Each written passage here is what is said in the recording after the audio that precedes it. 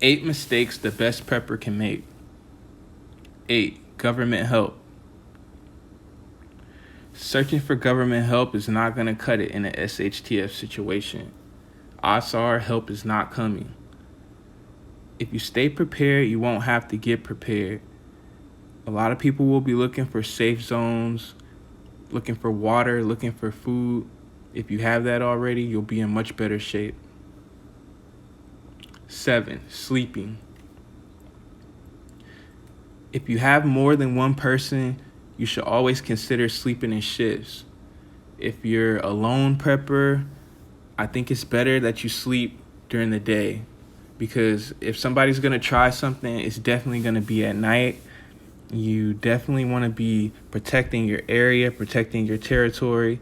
You definitely want to set traps so that you can hear people approaching you from every direction. It's very imperative that you sleep in shifts if you have more than one person. That could save you in more ways than one. And it's also good for just boosting morale and, getting your sleep and being in a good mood. So I definitely recommend sleeping in shifts. I know a lot of preppers will overlook this. So remember I said that, you guys.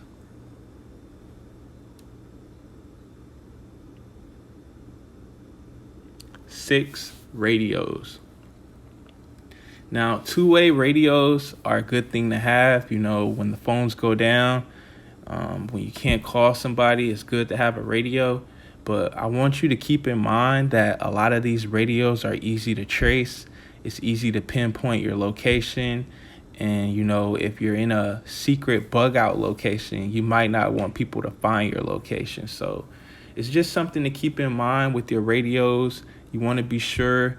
You want to know who can track you. You want to know if you're able to be unseen or if you're being seen. Stuff like that, you guys.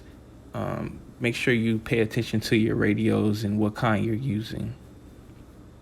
5. Depression. Now, a lot of people won't consider this, but a lot of people won't be able to handle being alone. It's going to be really stressful for the psyche to just not have human contact for the people who are going at it alone. And for the people who aren't going at it alone, you're still going to have to spend a lot of time alone, a lot of time keeping watch, a lot of time sleeping in shifts. And, the depression is definitely going to get to a lot of people. Losing contact with family members, not talking to people that you always talk to. Eating from cans is going to, drive a lot of people crazy. That's going to, twist a lot of people's diet up.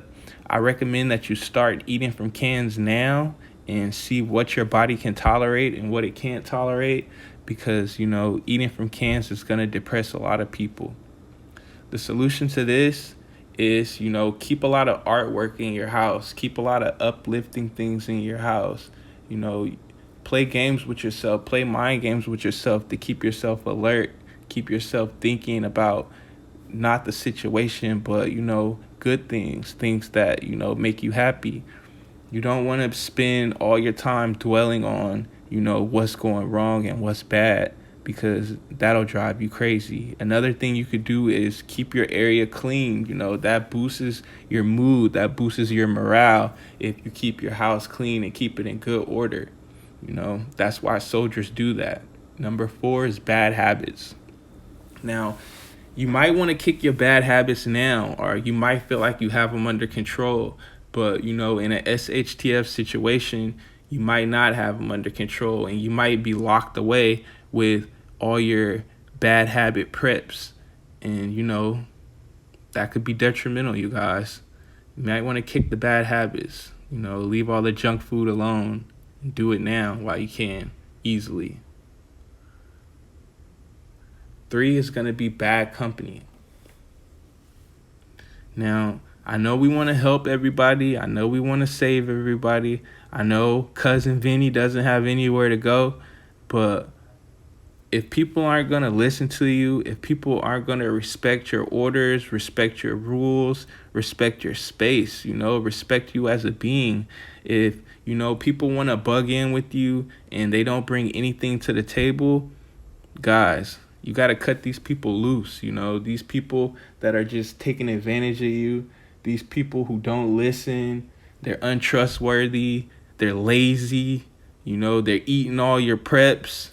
You know, these people, guys, you really don't need them. I know some of them are family, you love some of them, but guys, this is the time when it's going to be beneficial to let some of these people go. Trusting strangers, you guys. You know, don't forget about how easy it is to become a victim. You know, you think you're helping somebody and next second you're a victim. You know, there's going to be a lot of beautiful women with nowhere to go, a lot of attractive men with nothing to eat. You know, everybody's going to need water. You know, if you're a prepper, they're going to be showing you some leg. They're going to be twinkling their eye at you. They're going to be smiling at you. They're going to be showing you their hungry kids, trying to make you feel guilty.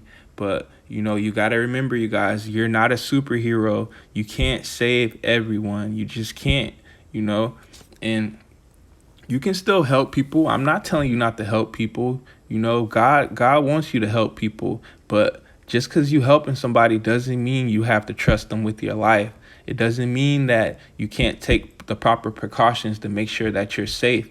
You know, you have to put yourself first in these situations, and a lot of us are going to have to put our families first in these type of situations. A lot of people, you know, that watch my channels are the protectors of their families. So, you know, these videos are for you. I don't want you to, you know, be trying to help somebody and end up hurt.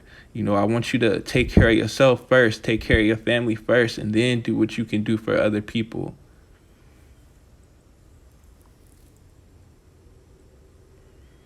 Last one, bugging out and bugging in.